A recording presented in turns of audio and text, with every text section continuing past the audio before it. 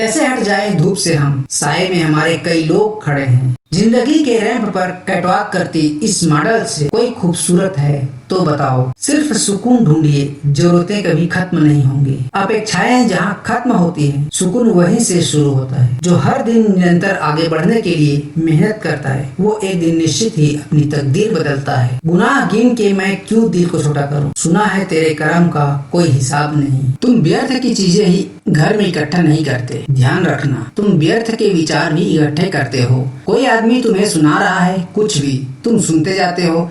अखबार में तुम कुछ भी पढ़ते जाते हो, तुम यह भी नहीं पूछते कि ये विचार इकट्ठे करने हैं। तुमने कभी किसी आदमी से कहा कि भाई इन बातों की मुझे कोई भी जरूरत नहीं। कोई आदमी किसी की निंदा कर रहा है, कोई अफवाह सुना रहा है, तुमने कभी बीच में टोका कि इसकी मुझे कोई भी जरूरत नहीं। क्यों कचरा मेरी खोपड़ी में डाल रहे हो? डाल देना आसान है, निकालना मुश्किल है।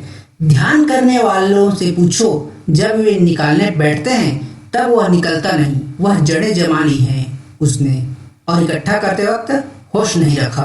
तुम जड़े हो, संयुक्त हो। एक छोटा सा भी विचार तुम्हारे भीतर पैदा होता है तो सारा अस्तित्व उसे सुनता है, और थोड़ा सा भाव भी तुम्हारे हृदय में उठता है तो सारे अस्तित्व में उसकी झंकार सुनाई जाती है। कुछ इस अदा से निभाना है मेरा किरदार मुझे, जिन्हें मोहब्बत ना हो मुझसे वो नफरत भी ना कर सके। अगर आप शुभ चाहते हैं तो सिर्फ शुभ देखें, शुभ बोलें, शुभ सोचें और शुभ ही संकल्प करें। सबके प्रति शुभ भावना, शुभ कामना रखें। जब आपका हर कार्य शुभ होगा तभी अशुभ का नाश होगा और आपका और सारे विश्व का लाभ यानी कल्याण होगा। तुम लाख कोशिश करो क्रोध से बचने की, बच न पाओगे। यदि तुम्हारी दृष्टि दूसरे में दोष देखने की है, जिस दिन तुम समझोगे दोषी मैं हूँ, उस दिन क्रोध को उठने का मूल कारण खो जाएगा। क्रोध उठा लिया तो उसे भोगना ही पड़ेगा। क्रोध की जड़ काटी जा सकती है, उठे क्रोध को शांत करना मुश्किल है। क्रोध उठे ही ना ऐसी व्यवस्था की जा सकती है, पर उसके लिए जीवन की पूरी शैली बदलनी पड़ेगी। जीवन का पूरा ढंग ही रूपांतरित करना पड़ेगा। अभी तुम्हारे जीवन का ढंग यह है कि दूसरा ही जिम्मेवार मालूम पड़ता है। तुम्हारा अंधापन ही जिम्मेवार है, यह तुम्हारा मन मानने को तैयार नहीं होता। जब तक तुम यह मानते रहोगे तब तक तुम्हारे क्रोध को ईंधन मिलता ही रहेगा। यह मत पूछो क्रोध कैसे शांत हो, यह पूछो क्रोध कैसे पैदा होता है। उसे वही रोक देना होगा पहले कदम पर ही। कदम उठाने के पहले ही रुकना आसान है, कदम उठने के बाद तो यात्रा शुरू हो गई। मध्य से लौटना बहुत मुश्किल है क्योंकि ऊर्जा ने एक यात्रा शुरू कर दी। मन भर के जियो, मन में भर कर मत जियो। मैं उम्र हूँ, मुझसे मुंह न फेर, मैं तुम्हारे आने वाले कल का आईना हूँ। किसी ने कहा है दाग तेरे दामन के धुले ना धुले, नेकी तेरी कहीं तुला पर तुले ना तुले। मांग ले अपनी गलतियों की माफी खुदा से, क्या पता आंख ये तेरी कल खुले ना खुले। सवेरा तो रोज ही होता है परंतु सुप्रभात क्या होता है। बुद्ध ने बहुत ही सुंदर जवाब दिया। जीवन में जिस दिन आप अपने अंदर की बुराइयों को समाप्त कर उच्च विचार तथा अपने आत्मा को शुद्ध करके दिन की शुरुआत करते हो, वही सुप्रभात होता है। दुख भी तभी दुख मालूम पड़ता है जब हम अस्वीकार करते हैं। दुख में पीड़ा नहीं है, पीड़ा हमारे अस्वीकार में है कि ऐसा नहीं होना चाहिए था और हुआ इसलिए पीड़ा है। प्रेम और युद्ध में यही अंतर है। युद्ध दूसरे को मिटाकर जीता जाता है, प्रेम खुद को मिटाकर जीता जाता है। युद्ध में मिली जीत भी हार है और प्रेम में मिली हार भी जीत के समान है। ईर्ष्या का मिट जाना ही प्रेम का प्रमाण है। ईर्ष्या अंधेरे जैसी है, प्रेम प्रकाश जैसा है। इसको कसौटी समझना। जब तक ईर्ष्या रहे तब तक समझना कि प्रेम प्रेम नहीं, तब तक प्रेम के नाम से कोई और ही खेल चल रहा है। अहंकार कोई नई यात्रा कर रहा है। प्रेम के नाम से दूसरे पर मालकियत करने का मजा, प्रेम के नाम से दूसरे का शोषण, दूसरे व्यक्ति का साधन की भांति उपयोग और दूसरे व्यक्ति का साधन की भांति उपयोग जगत में सबसे बड़ी अनीति है। क्योंकि प्रत्येक व्यक्ति परमात्मा है, प्रत्येक व्यक्ति साध्य है, साधन नहीं। दुखी रहना है तो सब में कमी ढूंढो और प्रसन्न रहना है तो सब में गुण ढूंढो। जो खुद के ध्यान में है वही खुदा के ध्यान में है। वास्तव में कोई अकेला तभी हो सकता है जब कोई गहरे प्रेम में हो। विज्ञान है सत्य की खोज, धर्म है सत्य का अनुभव, कला है सत्य की अभिव्यक्ति। विज्ञान प्राथमिक है, पहला चरण है, और विज्ञान चाहे तो बहुत देर तक बिना धर्म के जी सकता है, क्योंकि सत्य की खोज ही उसका लक्ष्य है। गरीब के बच्चे भी खाना खा सके त्योहारों में, तभी तो भगवान खुद बिक जाते हैं बाजारों में। किसी के भी प्रति कोई नाराजगी नहीं, कोई बुरा भला भी कह दे, अपशब्द कह दे, अपमानित कर दे, तो भी उससे नाराज ना हो, उसे क्षमा कर दे।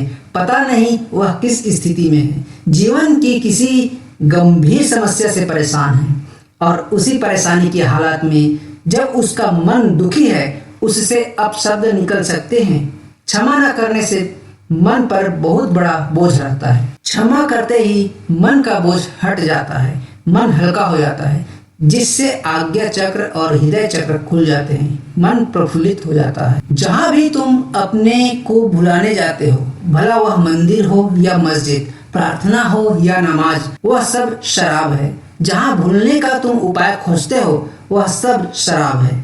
भूलना मात्र आदमी को अपने से दूर ले जाता है। जिनका जीवन पेट पर अटक जाता है, वे ईश्वर की खोज में नहीं, रोटी की खोज में भटकते हैं। प्रतिक्रमण कर लेता है, तपस्या कर लेता है, दान कर लेता है, थोड़ा पुण्य कर लेता है। एक तरकीब भी हाथ लग गई, जब भी पाप करो पुण्य कर लेना। इधर भूल की उधर जाकर सुधार आए, फिर भूल करने को तैयार। तुम्हारी जो प्रतिमा भीतर अच्छे आदमी की खंडित हो गई थी, वह फिर अखंड हो गई। न अहंकार गिरा, न मैं मिटा, जहाँ के तहाँ। जब व्यक्ति करता नहीं रह जाता, तो परमात्मा करता हो जाता है, और जब परमात्मा करता हो जाता है, इस भाव दशा का नाम ही भाग्य है, विधि है। हम सभी के पास समान प्रतिभा नहीं है, लेकिन हमारे पास समान अवसर हैं अपनी प्रतिभा को विकसित करने के लिए। न किसी का अनुगमन करो, न ही किसी का अनुसरण करो। अस्तित्व के साथ जियो और चीजों को खुद अपने आप घटने दो। परमात्मा को वे ही लोग खोजने निकलते हैं जिनको परमात्मा खोजना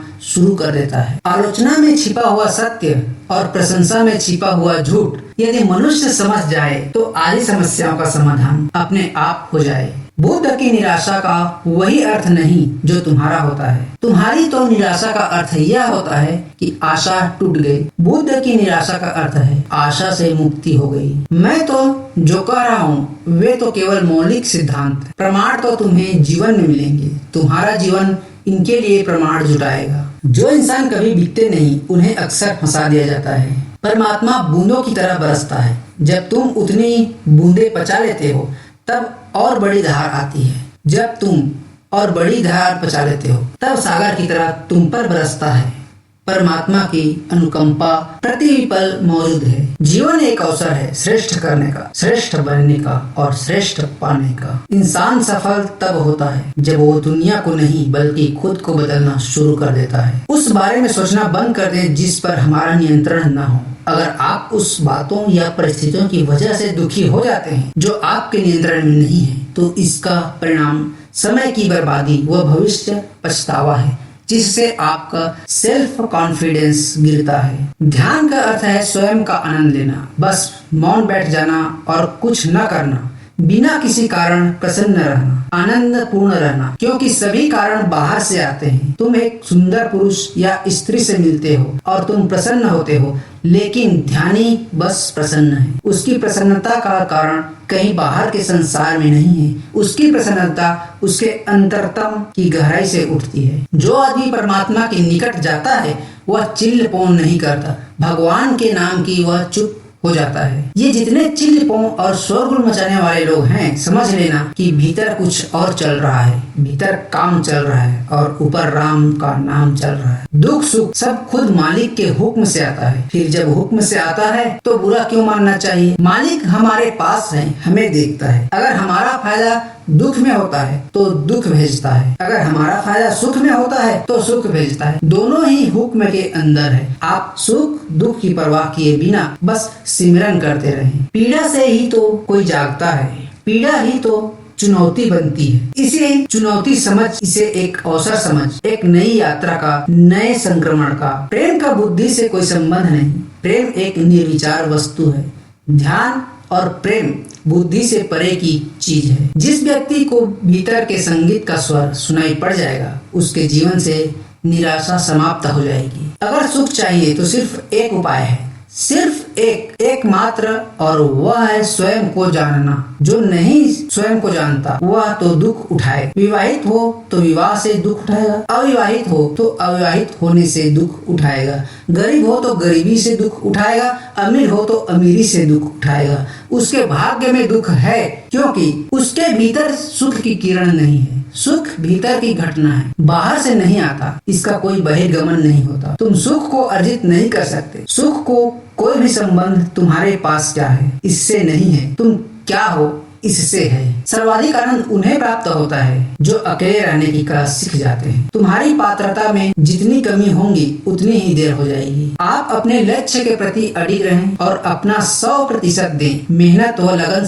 से बड़ा मुश्किल कार्य आसान हो जाता है। अगर लक्ष्य को प्राप्त करना है तो बीच में आने वाली बाधाओं को पार करना होगा, मेहनत करनी होगी, बार बार दृढ़ निश्चय से कोशिश करनी होगी। असफल लोगों के पास बचने का एकमात्र साधन यह होता है कि वे मुसीबत आने पर अपने लक्ष्य को बदल देते हैं। अगर आपको सफल होना है तो अपने लक्ष्य पूरे करने की आदत बनाइए, न कि उन्हें बार बार बदलने की। अगर आपका अपने लक्ष्य से प्रति दृढ़ निश्चय नहीं है तो आपके कॉन्फिडेंस का गिरना तय है। अच्छा बुरा जो भी हम करते हैं उसका सबसे पहले प्रभाव हमारी खुद की जिंदगी पर पड़ता है। यह नींद ऐसी गहरी है कि जब तक आप ही अपने को हिलाना न शुरू करें, कोई कृष्ण कोई बुद्ध आपको हिलाकर नहीं उठा सकते हैं। मौन साधना एक महत्वपूर्ण सूत्र। किसी को भी बदलने में अपनी ऊर्जा बर्बाद मत करो। अपनी सारी ऊर्जा का उपयोग स्वयं को रूपांतरित करने के लिए करो। तुम्हारा रूपांतरण बहुत सारे लोगों की मदद करेगा। तुम्हारे तर्क किसी की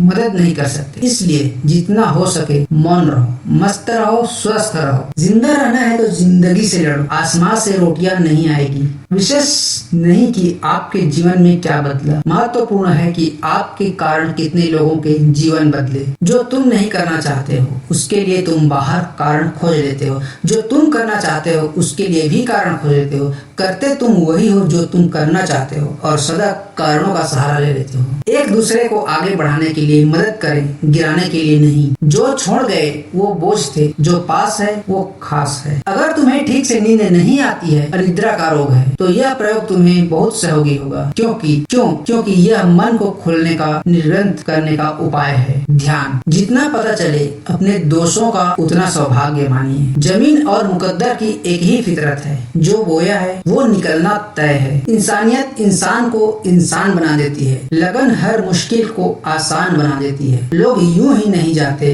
मंदिरों में पूजा करने, आस्था ही तो पत्थर को भगवान बना देती है। आप अकेले में कभी चैन में नहीं होते। हर आदमी तलाश कर रहा है साथी की, मित्र की, क्लब की, सभा की, समाज की। हर आदमी खोज कर रहा है दूसरे की।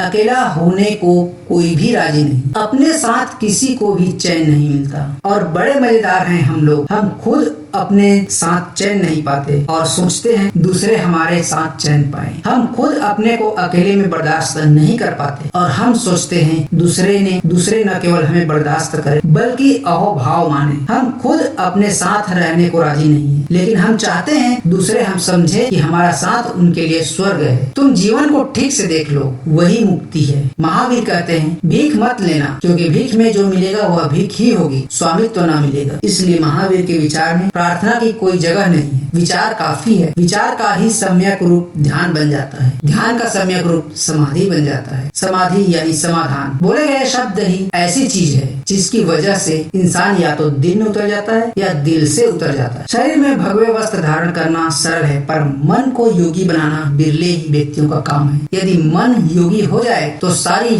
सिद्धियां सहज ही प्राप्त हो जाती हैं। प्रत्येक आदमी के प्राण स्वतंत्र होना चाहते हैं और प्रत्येक आदमी परतंत्र ही जीता है और मरता है। बल्कि ऐसा भी दिखाई पड़ता है कि हम अपनी परतंत्रता की रक्षा भी करते हैं। अगर परतंत्रता पर चोट हो तो हमें तकलीफ भी होती है, पीड़ा भी होती है। अगर कोई हमारी परतंत्रता तोड़ देना चाहे तो वह हमें दुश्मन भी मालूम होता है।